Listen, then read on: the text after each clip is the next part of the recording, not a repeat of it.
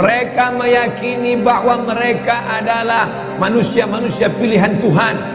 Mereka menyebut dirinya dalam bahasa Arab Asy-Sya'bul Mukhtar. Sya'bu, bangsa, Mukhtar, pilihan Tuhan. Satu-satunya bangsa pilihan Tuhan hanya kami. Yang lain ini bukan pilihan Tuhan. Kami adalah pilihan Tuhan yang akan menguasai dunia. Selain kami nanti akan menjadi ghaib. Ghaib artinya keledai tunggangan. Hanya sebagai keledai tunggangan saja untuk mencapai tujuan. Mereka bisa berkawan dengan Eropa, mereka bisa berkawan dengan Amerika, mereka bisa berteman dengan Arab, tapi mereka menganggap itu hanya keledai tunggangan yang akan ditunggang mencapai tujuan. Begitu tujuan sampai, mereka akan menyembelih, membunuh, memanah, menembak orang-orang yang dijadikan sebagai keledai tunggangan ini. Lalu kemudian mereka akan menguasai dunia. Rasulullah bersabda, kalian akan berperang dengan orang Yahudi. Seandainya Yahudi itu sekarang tidak ada lagi, maka orang akan berkata, mana ucapan Nabi Muhammad SAW? Berarti tak betul Nabi itu. Kata dia, kalian akan berperang dengan Yahudi. Buktinya Yahudi tak ada lagi. 1438 tahun setelah ucapan ini, Yahudi tetap ada, tetap eksis, tetap tegak berdiri di atas muka bumi. Orang mengatakan mereka akan punah, musnah seperti yang terjadi pada kaum-kaum yang lain, tapi Israel tetap masih bertahan sampai hari ini. Ketika kita masih belajar dulu, ada satu mata kuliah khusus, yaitu Tayyarat Fikriyah. Tayyarat, aliran-aliran, Fikriyah, pemikiran.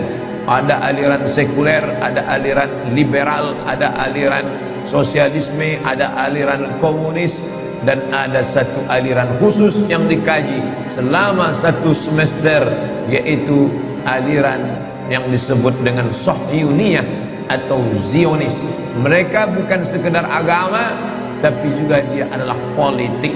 Yahudi agama yang unik, dia agama dan dia juga suku. Nabi Ibrahim punya anak laki-laki bernama Ishak. Nabi Ishak punya anak laki-laki bernama Yaqub. Nabi Yaqub punya anak bernama Yusuf. Yusuf punya saudara kandung bernama Yahuza. Cucu cicit keturunan Yahuza inilah Yahudi yang disebutkan dalam hadis ini. Lalu kemudian cucu cicitnya ini berkembang biak sampailah hari ini, dan mereka menjadi satu suku besar, dan mereka tidak ada Yahudisasi. Kalau Kristen ada Kristenisasi, yang non Kristen diajak masuk ke dalam agama Kristen.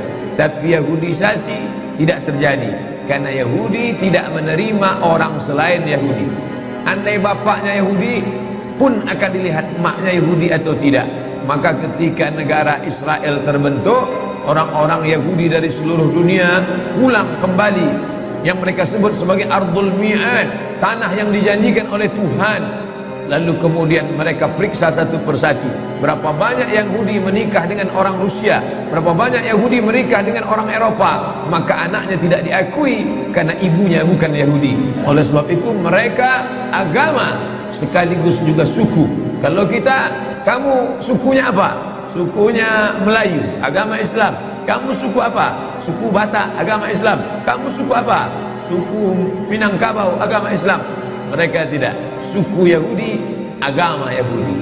Lalu kemudian suku dan agama ini berpikir tentang membuat, menciptakan sebuah negara.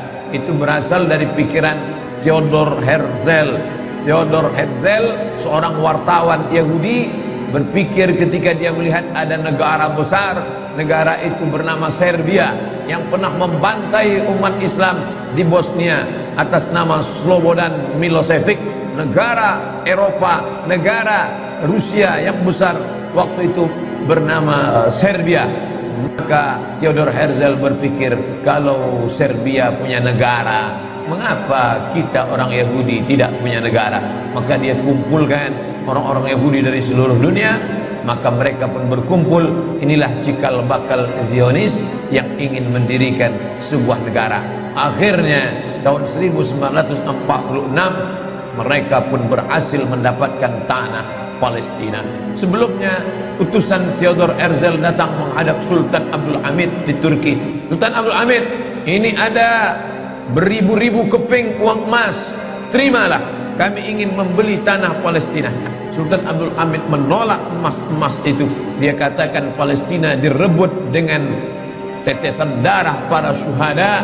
Mereka mati karena Allah Subhanahu wa taala. Aku tidak akan menjual sejengkal pun tanah Palestina kepada kalian. Sakit hati mereka sampai akhirnya Turki Utsmani ditumbangkan tahun 1924.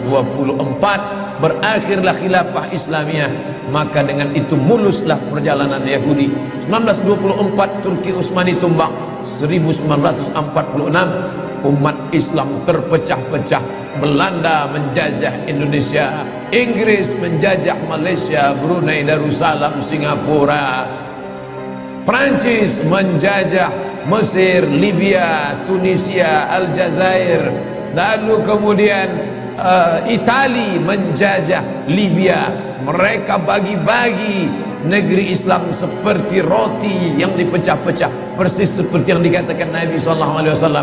Kalian nanti di akhir zaman akan diperebutkan, ditarik, menarik, satu menarik kepalanya seperti makanan ala qas'atiha, akalatun makanan ala qas'atiha, di atas piring yang besar. Ada yang menarik kakinya, ada yang menarik kepalanya.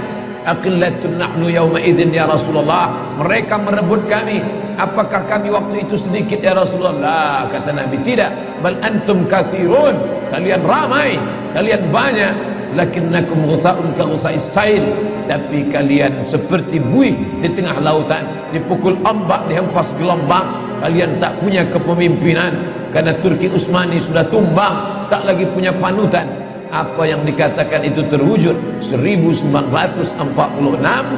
Maka kebetulan Palestina dipegang oleh Inggris. Inggrislah yang memikul dosa terbesar. Bagaimana Palestina bisa jatuh ke tangan Israel, laknatullah alaihim. Lalu kemudian Palestina bulat-bulat diserahkan oleh Inggris. Ini bumi Palestina diberikannya kepada orang-orang Yahudi. Sejak 1946 seluruh Yahudi dunia, Yahudi Rusia, Yahudi Eropa, Yahudi Amerika, Yahudi yang ada di Arab, mereka kembali beramai-ramai ke tanah Palestina. Dan sekarang semua Yahudi yang sudah pulang lebih kurang 5 juta orang. Penduduk Riau 6,5 juta. Yahudi hanya 5 juta saja. Tapi mereka menguasai ekonomi, perfilman, hiburan. Anak-anak kita menonton film karton, sinetron, horor, film perang yang mengobok-obok ekonomi umat Islam. Ketika dia lihat ini perlu dihancurkan, ini perlu diangkat, ini perlu dijempaskan, maka semua presiden-presiden Amerika itu akan naik atas lobby-lobby Yahudi. Syekh Ali Jarisah, Syekh Dr. Ali Jarisah, dosen Universitas Madinah tahun 70-an sudah menulis dalam bukunya bahwa pegawai-pegawai yang ada di PBB itu sebagian besarnya adalah Yahudi. Oleh sebab itu ketika umat Islam yang tertindas, mereka diam seakan-akan tak terjadi apa-apa. Tapi kalau kaum minoritas lain yang tertindas, mereka menyuarakan harus merdeka, harus bebas dari penjajahan, harus dilepaskan. Tapi kalau umat Islam, mereka diam, mereka sepi daripada komentar. Kenapa? Karena tidak ada kepentingan di dalamnya. Bapak Ibu yang dimuliakan Allah Subhanahu wa taala, seorang warga negara Perancis, alirannya sosialis komunis, tapi kemudian Allah lembutkan hatinya, maka dia masuk Islam. Dan dia inilah yang mengungkapkan, menuliskan bahwa Zionis menguasai Palestina. Tidak hanya Palestina, tapi dia ingin menguasai dunia atas nama yang disebut dengan kembali kepada kekerajaan Daud. Daud yang kita yakini bukanlah seperti yang mereka katakan. Kita meyakini Nabi Daud alaihissalam sebagai orang yang soleh, sebagai orang yang pandai. Wa alanna lahul hadid, kami lunakkan besi. Maka Nabi Daud alaihissalam mengambil besi, lunak besi itu di tangan Nabi Daud alaihissalam, lalu dibentuknya menjadi baju besi. Baju besi itu dijualnya, lalu hasil dari menjual baju besi itulah Nabi Daud hidup. Nabi Daud adalah orang yang zuhud, walaupun dia seorang raja di raja. Dan mereka ingin mengembalikan lagi kerajaan ini. Mereka meyakini bahwa mereka adalah manusia-manusia pilihan Tuhan. Mereka menyebut dirinya dalam bahasa Arab As-Sya'bul Mukhtar, Sya'bu, bangsa mukhtar, pilihan Tuhan. Satu-satunya bangsa pilihan Tuhan hanya kami. Yang lain ini bukan pilihan Tuhan. Kami adalah pilihan Tuhan yang akan menguasai dunia. Selain kami nanti akan menjadi goib. Goib artinya keledai tunggangan, hanya sebagai keledai tunggangan saja untuk mencapai tujuan. Mereka bisa berkawan dengan Eropa, mereka bisa berkawan dengan Amerika, mereka bisa berteman dengan Arab, tapi mereka menganggap itu hanya keledai tunggangan yang akan ditunggang mencapai tujuan. Begitu tujuan sampai, mereka akan menyembelih, membunuh, memanah, menembak orang-orang yang dijadikan sebagai keledai tunggangan ini. Lalu kemudian mereka akan menguasai dunia.